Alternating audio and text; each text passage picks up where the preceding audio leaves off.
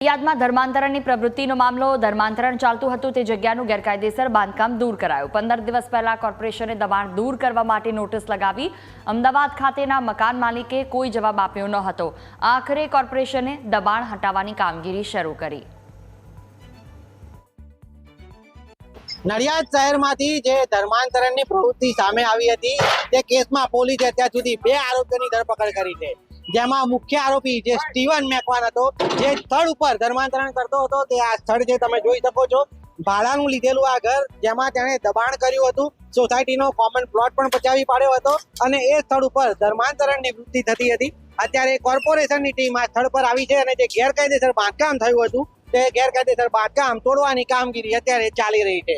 જોઈ શકાય છે જે શેડ બનાવ્યો હતો તે તોડી નાખવામાં આવ્યો છે અને દિવાલ પણ તોડી નાખવામાં આવી છે। આ સમગ્ર પ્રવૃત્તિ બહાર લાવવામાં જેનો મહત્વનો ફાળો છે તેવા હિન્દુ ધર્મ સેનાના જે આગેવાન છે તેમની સાથે વાત કરીશું। રાજનભાઈ, જે અત્યારે કાર્યવાહી છે તે વિશે શું કહેશો? કાયદામાં રહેશો તો ફાયદામાં રહેશો। ગુજરાતમાં પણ ચાલુ થઈ ગયું છે।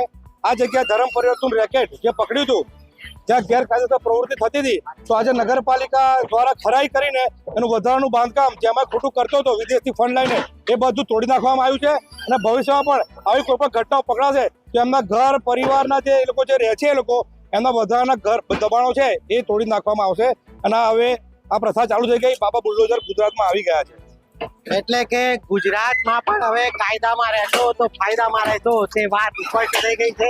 જે રીતે કોર્પોરેશનની ટીમ અત્યારે કાર્યવાહી કરી રહી છે તેનાથી સ્પષ્ટ થાય છે કે કાયદામાં રહેશો તો ફાયદામાં રહેશો।